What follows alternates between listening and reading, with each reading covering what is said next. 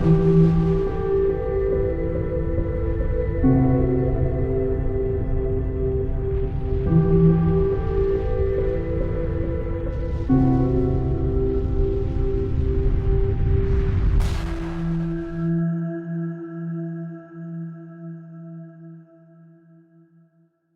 les amis, nous sommes toujours le samedi 19 septembre 2020, mais je pense qu'au montage, il sera dimanche quand vous verrez cette vidéo, dimanche 20. Et je reçois Magali Roussille. Salut Magali. Salut. Alors Magali, ça fait longtemps que toi et moi on discute, puisque tu es un ex-médecin. C'est ça. Et alors, raconte-nous, quand tu étais jeune, tu as fait des études de médecine. Pourquoi tu as voulu faire des études de médecine? J'ai voulu faire des études de médecine pour soigner des gens. Euh, voilà, je voulais faire un métier qui sert à quelque chose. Et ça me paraissait un beau métier qui sert à quelque chose. Donc voilà, j'ai décidé ça, j'avais 15 ans par là. Ah, ouais, Troisième, d'accord. fin de troisième. Mm. Ah oui. Et donc tes Ouais. études, elles ont duré combien de temps? Mes études, normalement, des études de médecine, là, ça dure 9 ans. Moi, j'ai doublé ma première année puisqu'il y a le concours assez difficile. Donc souvent, on le fait en 2 ans. Voilà, après, j'ai pris une année de réflexion. J'aime bien réfléchir. Alors, ça m'arrivait souvent de réfléchir. Après, j'ai fait un enfant, tout ça. Donc, moi, ça a duré un peu plus longtemps que les autres. Mais bon, le cursus, maintenant, c'est 9 ans pour être médecin généraliste. Et raconte-moi, tu me parles de cette première année, parce que c'est vrai qu'elle fait peur à beaucoup d'étudiants en médecine, cette première année, parce qu'il y a un cursus. Or, on s'aperçoit qu'il manque des médecins en France, que C'est ça. pourquoi il faut qu'on limite, je comprends pas. Et moi, quand j'ai voulu faire médecine à 15 ans, donc j'en ai parlé à mon médecin généraliste, que j'adore, qui fait plus la médecine générale d'ailleurs, mais qui est un très bon médecin, et qui m'a dit, donc j'avais 15 ans, donc j'en ai 43, ça fait presque 30 ans, quoi. On va manquer de médecins généralistes, donc de médecins, donc c'est bien, fais médecine, il m'a encouragé, tout ça. Ça fait 30 ans. Et en 30 ans, on se demande qu'est-ce qui s'est passé. C'est incroyable, ouais. Donc on est obligé de faire venir des médecins de la Roumanie, de la Pologne, Ouais. partout, pour compenser le fait qu'on met des cursus aberrants en première année de médecine. Va Mm. comprendre. Avec un concours qui sélectionne, qui sélectionne, en plus, à mon avis, qui sélectionne pas bien les futurs médecins, quoi. Il faut bachoter. Alors, il faut bachoter en médecine, c'est sûr, mais voilà, il faudrait peut-être les sélectionner sur des valeurs, peut-être, je sais pas. Et donc après, tu as été médecin, où ça? Alors, moi, j'ai été médecin à Cahors d'abord, là où je suis née. Je suis restée, je suis revenue en 2006 de la fac. J'ai passé ma thèse en 2008 et j'ai exercé à Cahors jusqu'en 2015. Après, j'ai arrêté pour des questions personnelles et j'ai arrêté l'installation, mais j'ai été remplaçante en médecine générale, donc autour de Cahors, en campagne, Cahors même, campagne, et j'ai beaucoup aimé. Et puis après, dernièrement, j'étais installée à Prayssac, qui est un petit village, enfin, ou une petite ville du Lot. Et, Voilà. et alors, quand tu as été médecin, est-ce que ça correspondait à ce que tes rêves de 15 ans? Alors, quand je suis rentrée à l'hôpital après mon concours, non, ça correspondait pas du tout. Je trouvais ça, enfin, j'ai eu beaucoup de surprises dans mon parcours et j'étais pas très à l'aise à l'hôpital. Quand je suis arrivée comme interne, c'était pire que tout. Euh, j'ai fait un burn-out, mais je me suis pas arrêtée. Je savais pas que je faisais un burn-out, mais je faisais des cauchemars, je dormais très mal. Mais pourquoi? J'avais l'impression de, pas parce que je me suis retrouvée dans un service de pneumologie, donc beaucoup de cancérologie, des situations difficiles. Et puis je me suis rendu compte qu'on n'avait pas trop le temps en fait. On n'avait pas trop le temps d'écouter les gens, qu'on n'avait pas trop le temps de les examiner. Donc moi je prenais le temps, mais du coup je finissais très tard. Et donc c'est un peu fatigant. Ouais. Enfin, c'est un peu fatigant, c'est usant. Et puis c'était le premier stage. Après, bon, enfin le premier stage d'interne, je veux dire. Après, et puis on passe d'étudiant en médecine avec zéro responsabilité à tout d'un coup interne. Alors on n'a pas toutes les responsabilités comme interne, mais on est quand même le médecin du service. Donc le choc est un peu violent. Bon, moi je l'ai trouvé un peu violent. Mais bon, on s'y fait, hein, ça a été très formateur. C'était le baptême du feu. Et après, quand tu étais installé comme médecin généraliste, est-ce que ça correspondait à tes rêves de 15 ans? Alors oui, là, ça correspondait plus parce que, du coup, on avait une certaine liberté, heu, une certaine enfin voilà, moi j'ai toujours pris, plutôt le temps avec les patients donc ça me permettait d'aller au fond des choses, d'explorer d'autres choses que le nez qui coule ou le mal au ventre, voilà, il y avait voilà. Je me suis quand même, j'ai beaucoup aimé la médecine générale, mais ce qui m'a pas empêché de remettre en question tout un tas de trucs pendant mon parcours de médecin généraliste aussi. Il y a des choses qui m'agaçaient un petit peu. C'est-à-dire je me suis rendu compte assez vite qu'on était quand même là pour, enfin, qu'on me prescrivait beaucoup de médicaments, ouais. Que c'était un peu la solution facile quoi, De facilité? de facilité. Ouais. Et si tu les prescrivais pas, tu risquais quelque chose? Si je déprescrivais pas? Non, si tu les prescrivais pas autant de Ah, médicaments. bah, les gens sont quand même assez demandeurs. Mmh. Moi, j'étais installée comme allopathe, donc bah, le médecin généraliste allopathe, alors je dis pas que tous, donnent beaucoup de médicaments, mais c'est un peu compliqué de déprescrire, par exemple, d'enlever des médicaments que nous on estime, appuyés par les études et c'est un peu compliqué d'enlever, par exemple des statines. C'est un peu compliqué. Mmh. Les gens ont peur de: «Oui, mais si vous m'enlevez ma statine, je vais mourir». Mais non, vous allez pas mourir. Ah oui. Ah oui, ça, hein, les statines, on pourrait faire une émission de 3 heures dessus, hein. C'est ça. Et ensuite est arrivé, le petit covid. Et là C'est donc là, j'étais après Issa quand il est arrivé. Donc j'ai travaillé pendant le confinement.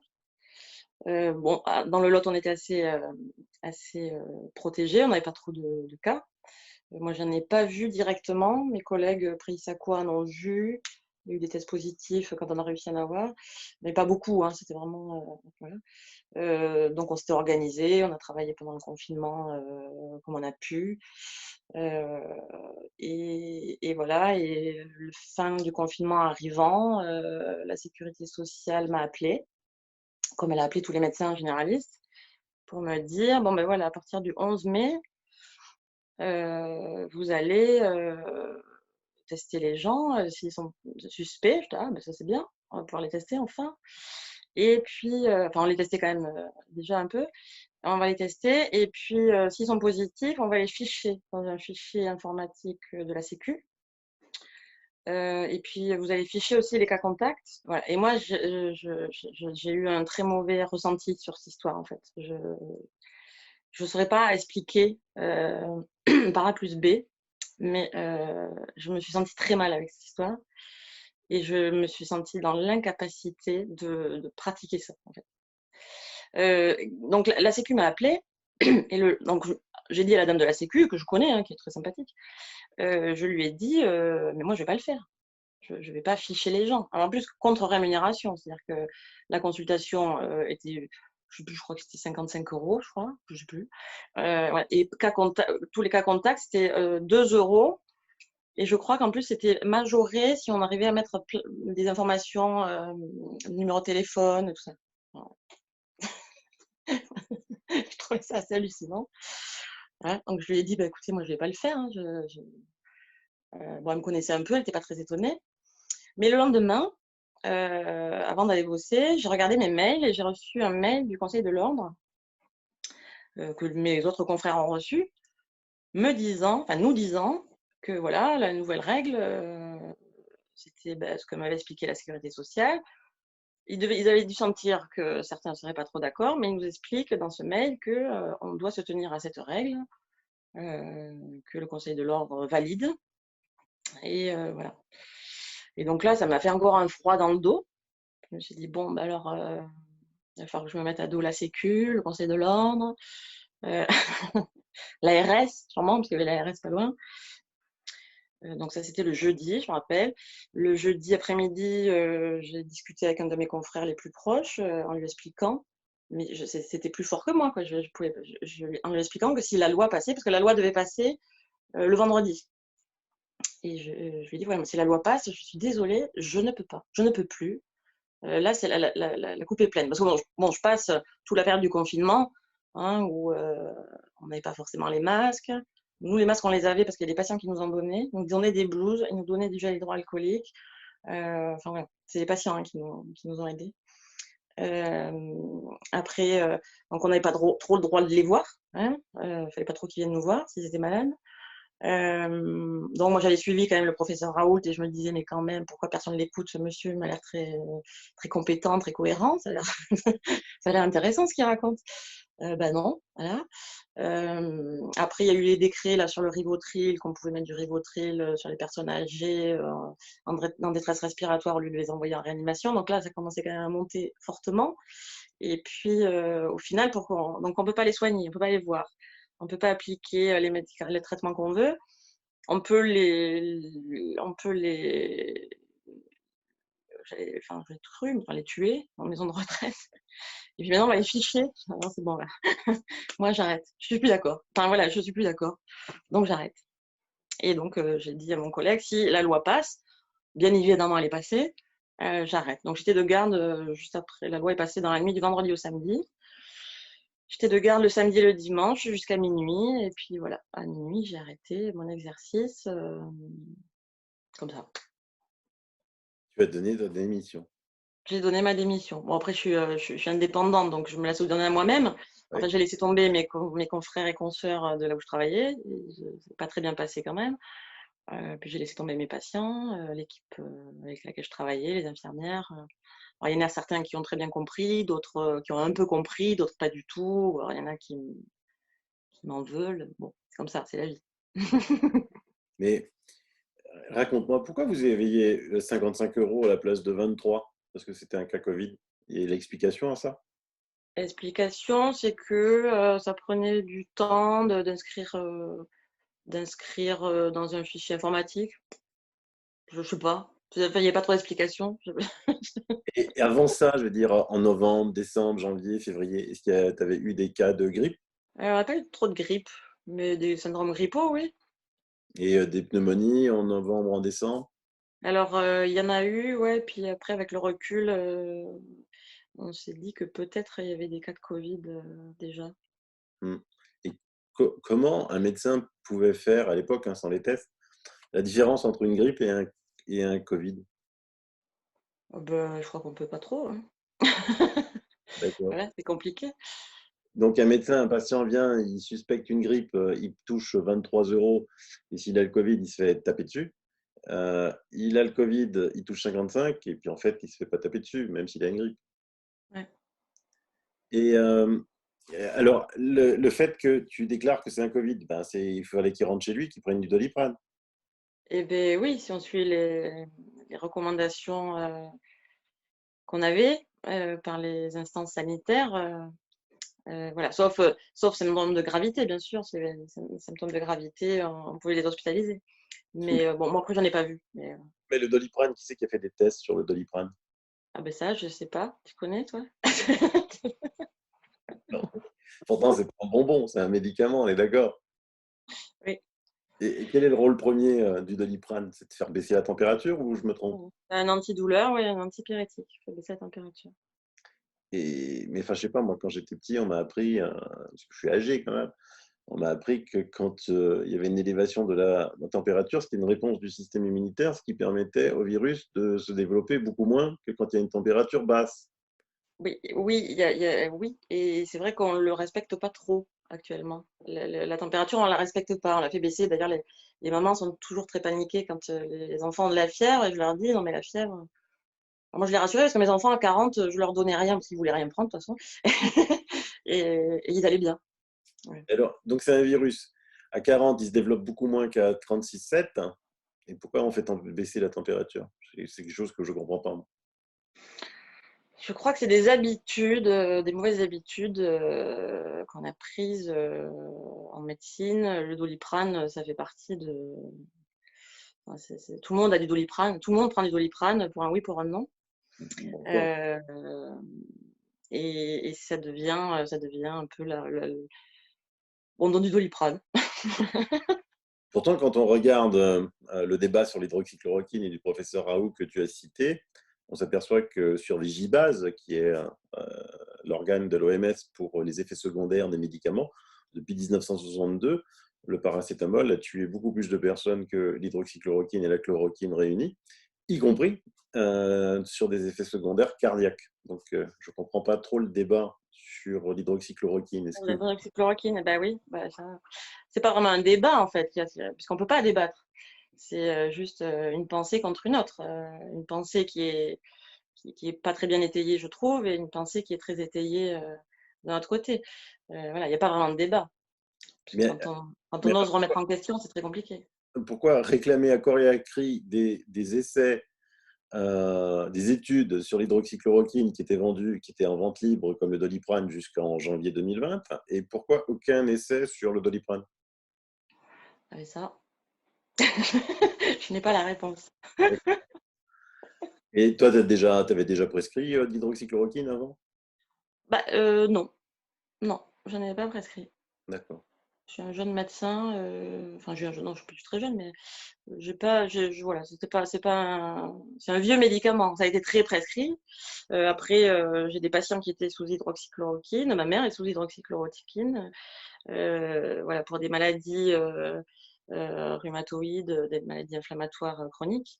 Donc, je connais beaucoup de gens qui sont suivis, qui sont sous l'hydroxychloroquine et qui vont très bien. Et comment ils ont fait pendant cette période pour continuer à avoir de l'hydroxychloroquine? Ils ont réussi à en avoir sur prescription de spécialistes. D'accord. Ok. Les rhumatos, les infectiologues, les médecins internistes, les pédiatres ont le droit de prescrire de l'hydroxychloroquine, mais pas nous, pas les médecins généralistes.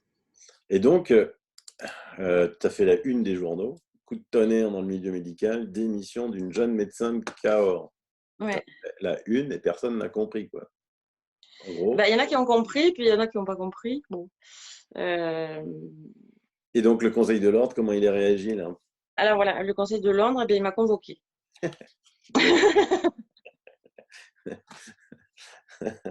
Et qu'est-ce qu'il voulait? Il voulait savoir si j'avais pété les plombs. Donc je suis arrivée au Conseil de l'Ordre, c'était le 11 juin, donc un mois pile poil après. Le 11 juin, donc je suis arrivée, ils avaient tous l'article avec ma photo sur la table. Et donc, ils m'ont demandé si je confirmais ce que j'avais dit dans le journal. En gros, dans le journal, je disais que j'étais contre ces tests. J'étais contre ces tests, enfin, surtout contre la manière dont ces tests le dépistage était organisé et puis le fichage. Je parlais déjà de la vaccination, que j'étais contre cette vaccination qui allait bientôt venir. Voilà. Je remettais du coup en question la vaccination obligatoire des 11 vaccins, sans dire je suis contre tout ça, juste pourquoi on fait 11 vaccins et des petits, voilà, pourquoi ça devient obligatoire, ça devient de plus en plus compliqué. Enfin voilà, j'avais plein de patients qui venaient me voir et qui voulaient pas ces 11 vaccins, qui étaient d'accord pour certains, pas d'autres, enfin bref. Donc je remettais en question certaines choses. Et j'expliquais ma démission et le pourquoi de ma démission, donc cette loi d'urgence sanitaire qui nous demandait, après tout ce qu'on avait déjà subi, qui nous demandait de ficher les gens. Voilà. Donc j'ai expliqué ça et le Conseil de l'Ordre m'a demandé si j'étais toujours d'accord avec ce que j'avais dit ou si je revenais sur mes propos. Et je dis bah non, je reviens pas sur mes propos. Je dis, je confirme. Donc ils m'ont fait comprendre que ça se faisait pas, qu'il fallait pas remettre en question la parole sacro-sainte du Conseil de l'Ordre, de l'ARS, de l'OMS, du gouvernement. Bon, c'était pas cité comme ça, hein, mais voilà, que j'étais irresponsable, que du coup je donnais la voix aux anti-vaccins et que les gens n'étaient pas capables de prendre des décisions médicales parce qu'ils n'avaient pas le savoir. Et là, je les ai regardés, je les ai dit, bah, moi, excusez-moi, mais moi, mes patients, je ne les considère pas comme des crétins. Je pense que c'est des gens intelligents, qui peuvent réfléchir, qui ont un savoir, Nous, on a un savoir qu'on peut remettre en question, qu'on doit remettre en question, c'est l'évolution de la science et du savoir, voilà. Et, et, et voilà, donc on n'était pas, on concevait pas le patient de la même manière, c'est clair. Ouais, après, les gens du Conseil de l'Ordre, c'était sympathique, hein, je les connais, j'ai travaillé avec certains, c'est du Conseil de l'Ordre du Lot. Voilà, je leur en veux pas personnellement, hein, j'ai pas de grief contre eux. Mais bon, voilà, je me suis rendu compte qu'en fait, on parlait pas la même langue, qu'on C'est ça. n'avait pas les mêmes sources d'informations, qu'on se posait pas les mêmes questions, et je me suis sentie euh, pas en accord, et j'ai donné ma lettre je me suis auto-radiée du Conseil de l'Ordre. Et voilà. Donc ça les a un peu surpris quand même.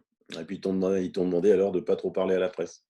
Et après, voilà, une fois que j'ai été radiée, donc enfin, je me suis radiée devant eux, je leur ai donné la lettre, et il y en a un qui m'a dit bon, ben maintenant, faut pas trop parler quand même. Et là, je lui ai dit bah, en fait, je me suis auto-radiée, donc je ne dois plus rien à personne, donc je dis ce que je veux. Donc voilà, j'ai retrouvé ma liberté. En fait, mon autoradiation, parce que j'aurais pu après me déconventionner, travailler plus en parallèle. Mais là, dans la période-là, non, j'ai préféré m'auto-radier et retrouver ma pleine liberté. Voilà. Donc là, je n'ai plus de supérieur. Et c'est bien mieux. Oui. Et donc alors, qu'est-ce que tu as décidé de faire? Tu as pris quelque temps un peu pour réfléchir? Alors, j'ai décidé de continuer ce que je faisais déjà en médecine générale, mais sans être médecin, bien sûr. Puisque moi, ce qui m'intéressait beaucoup, qui m'a toujours intéressé, c'est le côté psychologique, émotionnel, impliqué d'ailleurs dans les maladies. Donc voilà, donc je monte une activité d'écoute. Comme je suis pas psychologue, que je suis plus médecin, on va dire que je vais faire du développement personnel, quoi. Voilà, aider les gens à trouver leur voie, leur reprendre le pouvoir, reprendre leur pouvoir. Aussi, ce que j'expliquais à mes patients quand j'étais médecin généraliste, c'est que c'est pas parce qu'on est médecin qu'on leur dit quelque chose qu'ils doivent tout prendre comme ça. Ils ont le droit de remettre en question, ils ont le droit de demander d'autres avis, médicaux ou non médicaux. Voilà, il n'y a pas, y a pas qu'une parole, il n'y a pas qu'une solution. Et chaque patient a son histoire, euh, a, les traitements s'adaptent en fonction de chaque patient. C'est vrai que la médecine d'aujourd'hui, c'est une maladie, un traitement, paf. Et puis c'est comme ça, c'est pas autrement. Voilà. Sauf que c'est pas aussi simple que ça. Non.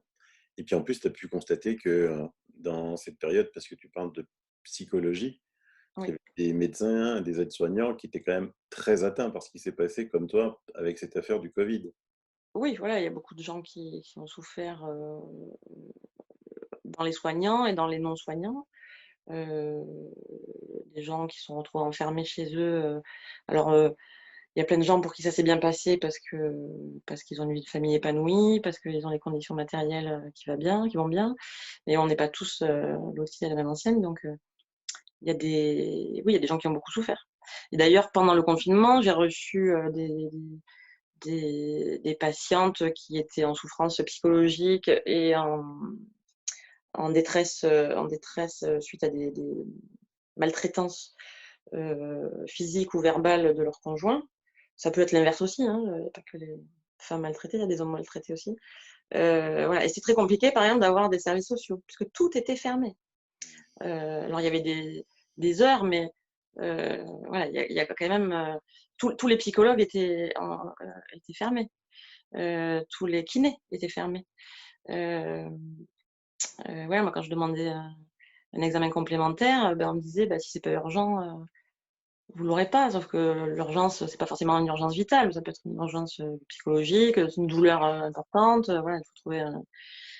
Voilà. Donc il y a eu de la souffrance, oui, de partout, je pense. Et puis il y en a encore, puisque tout le monde, on nous fait peur. On nous fait peur depuis maintenant plus de 6 mois, enfin je sais plus, je compte plus. Ah bah oui, ah bien sûr. 13 000 cas encore aujourd'hui. Je veux rien savoir sur ces 13 000 cas si on les analysait avec les mêmes machines qu'en Allemagne, c'est-à-dire un nombre de cycles de 20-25 au lieu de monter en France comme 40-45. J'aimerais bien savoir combien serait positif. Mais les gens ne raisonnent pas, quoi. Comment ils peuvent comprendre qu'un virus s'arrête aux frontières, quoi. Comment penser ici qu'en Alsace, il y a plein de cas positifs, que de l'autre côté du Rhin, parce qu'il y a le Rhin, il n'y en a pas. C'est juste, les gens ont oublié de réfléchir. Pourquoi faire 5 heures de queue pour se faire tester quand tu n'as aucun symptôme, en sachant que tu vas avoir les résultats dans 3, 4, 5, 7 jours? En ce cas-là, fais-toi tester toutes les heures. Je ne comprends plus ce qui se passe. Mais ça, c'est parce qu'on avait tellement les médias de la peur ont tellement bien joué leur rôle que ça devient Oui, n'importe quoi. Et oui. moi, j'ai appris Et, quand oui, même beaucoup de médecins maintenant qui remettaient en cause tout ce qui se passe, mais qui n'osent pas parler parce que tu as le sacro-saint Conseil de l'ordre qui tape sur les doigts, chapeauté par l'ARS qui veille à tout, et qu'il y a beaucoup de personnels soignants qui ont donné leur démission comme toi. Et comment, tiens, ah, dans ton département, comment les gens ont compris que le département était confiné alors qu'il n'y avait presque pas de cas? Parce que tu vois, là, on parle de cluster, tout ça, et qu'il y avait des départements, par exemple, ici, nous, ouais, en Alsace, où ça démarrait, à Mulhouse, bon, on peut comprendre. Mais ouais, des départements, il n'y avait rien, quoi. ouais. Alors, dans le Lot, il y a eu un endroit à Saint-Céré, dans une maison de retraite, il y a eu quelques cas, donc là, ça a fait paniquer un peu. Puis, et donc, après, bon, moi, je suis en lien avec des gens qui se posent beaucoup de questions, donc forcément, on était tous euh, un peu critiques par rapport à cette organisation-là, mais après, dans la population générale, euh, c'est tout l'art de la manipulation, en fait. C'est-à-dire que la manipulation fait perdre le sens commun, le bon sens. Les gens, quelque part, c'est pas leur faute, ils n'arrivent pas à voir les incohérences. C'est-à-dire qu'ils ont tellement d'infos contradictoires euh, que c'est vraiment la manipulation. Je connais bien ça, la manipulation. Je l'ai étudié justement dans tous les problèmes psychologiques. Euh, c'est que voilà, quelqu'un qui est sous emprise ne peut pas réfléchir normalement parce qu'il reçoit ce qu'on appelle des injonctions paradoxales. Et là, on recevait des injonctions paradoxales et on en reçoit encore en permanence. C'est-à-dire que notre cerveau, si on n'est pas habitué à faire le tri de ce qu'on reçoit, notre cerveau, il est envahi de messages contradictoires et on peut pas, si on n'est pas habitué à prendre du recul sur des informations, si on n'est pas habitué à prendre du recul sur soi-même, hein, sur des situations, ben on se retrouve sous une chape de plomb. On peut plus réfléchir et on fait comme on nous dit qu'il faut faire. Voilà. Euh, voilà. Donc les gens, oui, sont des fois ça m'agace. Je me dis mais quand même c'est pas cohérent. Ça, ils peuvent bien comprendre que c'est pas cohérent. Mais si on n'a pas pris ce recul nécessaire, on peut pas le comprendre. Enfin, Hmm. c'est pas qu'on peut pas le comprendre, c'est qu'on peut pas le voir en fait. Et c'est ça. C'est exactement ça. Et après, l'autre chose, enfin, le pourquoi certains médecins, euh, alors il y en a qui voient clair, qui disent rien, il y en a qui continuent à ne pas y voir clair, euh, mais ça demande aussi de remettre en question euh, un savoir, ça demande de remettre en question l'autorité, et voilà, il y en a qui ne sont pas habitués à faire ça, et donc on fait comme on a toujours fait. Donc le Doliprane, par exemple, on met du Doliprane, parce qu'on l'a toujours fait, donc on l'a toujours fait depuis quelques décennies maintenant. Voilà, donc ça demande, pour avoir une vision claire de la situation, alors je sais pas si, je suis pas sûre d'avoir, j'ai pas l'impression d'avoir une vision claire, parce que je crois que j'ai pas toutes les tenants et les aboutissants, mais pour essayer, en tous les cas, de se faire son idée à soi, déjà, ce qui serait pas mal, au lieu d'avoir les idées de la télé, des informations, des médias classiques. Voilà, se faire son idée à soi, c'est de prendre à chaque fois un petit peu de recul. Hmm. Mais Sur toi, l'information. tes patients qui avaient une grippe un peu sévère, les poumons étaient pris ou une pneumonie, tu leur donnais du Doliprane? Non, je pouvais prescrire un antibiotique, D'accord. Et là pour, genre de l'amoxicilline ou de l'azithromycine. voilà. Voilà. Et pour le Covid, Et pour non, le Covid, il faut pas. Non, il faut pas. Il faut pas l'azithromycine. c'est fou. C'est un truc de fou. C'est ça. Hein. Alors qu'il y avait le docteur Epstein. C'est Epstein? Oui, oui, Ouais, Epstein, les médecins de l'Est, Epstein, et puis trois ouais. autres, et puis le fantastique docteur Sabine Palliard-Franco, qui donnait des macrolides, des C3G, donc des antibiotiques, et puis qui sauvait 100% des patients, quoi. Ils avaient 100% de réussite. Et c'était pas bien. Non, il faut pas. Non. C'est fou. Tu Voilà. pensais pouvoir vivre ça un jour, toi, en tant que médecin? Ben non, bon, ça fait longtemps que j'écoute plus les médias classiques. Donc je sais que voilà, il faut pas, je crois pas tout ce qu'on me raconte, mais en arriver jusque là quand même, C'est fort. là je trouve que c'est fort quand même. Je trouve que ça va très très loin. Mm. Mm. Et donc, tu as raison, parce que pendant ce temps-là, tes patients qui étaient, je sais pas si tu avais des patients de longue durée, qui avaient des cancers, qui avaient des longues maladies pendant Ah cette oui, ça a été compliqué, oui ça a été compliqué. Oui. Ben déjà ils avaient peur de venir au cabinet médical. Ils avaient, il y en a certains qui, on leur a repoussé la chimio, on leur a repoussé les examens complémentaires.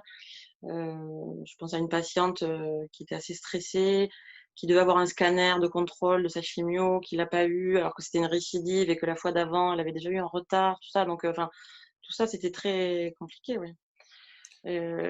Donc, nous, on avait une permanence téléphonique, on avait organisé le cabinet pour que les gens puissent venir quand même. On avait continué les visites, on faisait un roulement pour aller en visite. Mais les gens, en fait, entendaient tellement qu'il ne faut pas aller chez le médecin, qu'on était débordés. Alors en plus, les gens, nous, dans le Lot, ils pensaient qu'on était débordés.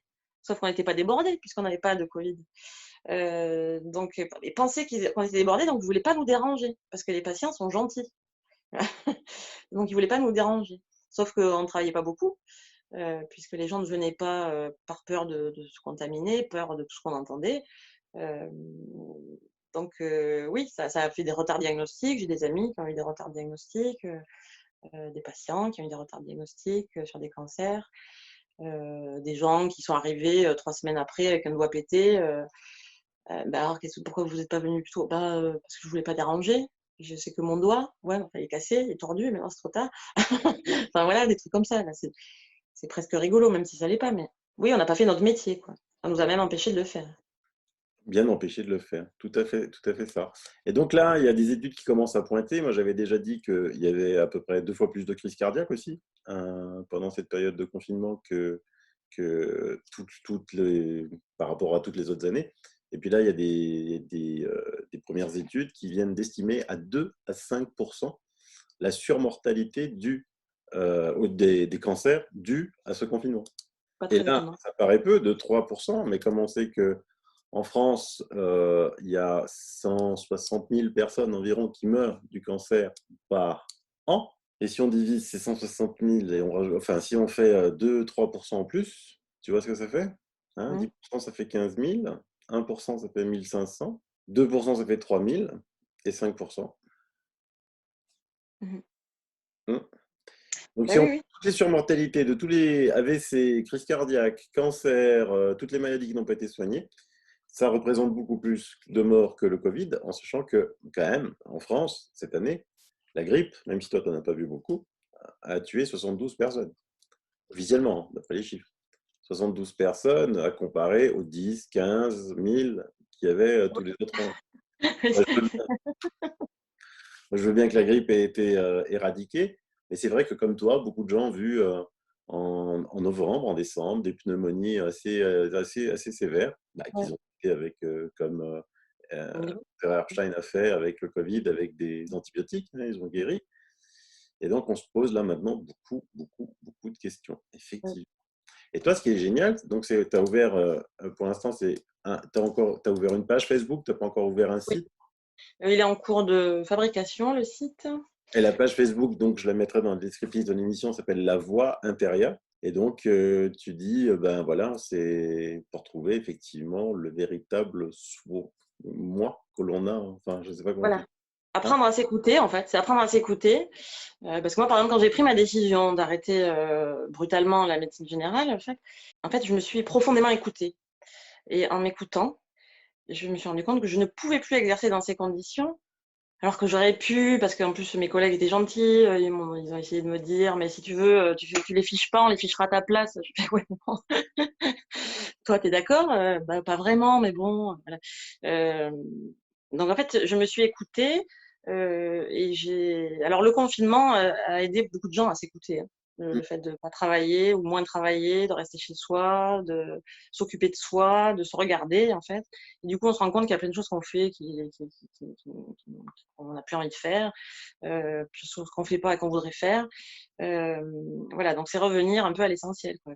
Qui on est, qu'est-ce qu'on fait là, pourquoi on est là et qu'est-ce qu'on a envie de faire de sa vie, plutôt que de passer son temps à faire tout ce qu'on n'a pas envie de faire. Alors c'est pas que moi j'avais pas envie de faire de la médecine générale, j'ai beaucoup aimé en faire, mais c'est vrai que je me rendais compte de plus en plus que ça devenait compliqué de la faire comme je l'entendais et que je retardais toujours le moment d'exercer différemment. Bah là, ça a mis un coup d'accélérateur, quoi.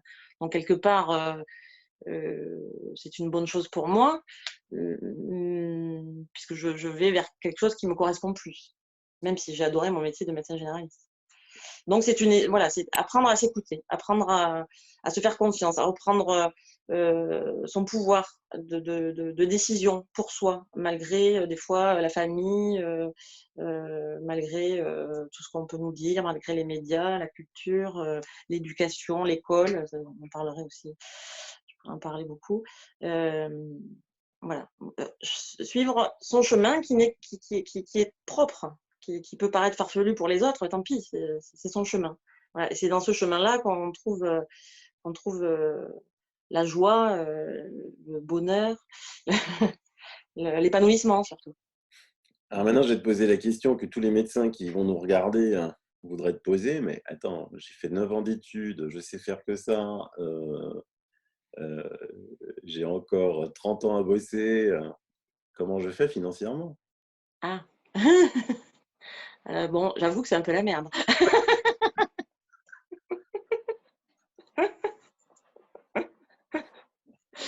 Mais bon, comme j'en ai vu d'autres dans ma vie, ça me fait pas beaucoup peur, pas très peur.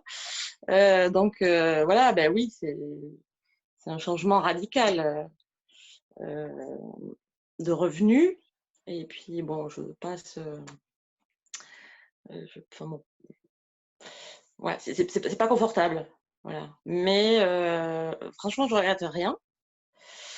Moi, je me sens bien avec moi, en fait. Vraiment, je me sens libre, je me sens en phase. J'ai eu plein de messages de soutien incroyables. Alors, ça fait pas manger, ça remplit pas le frigo, mais franchement, ça nourrit l'esprit.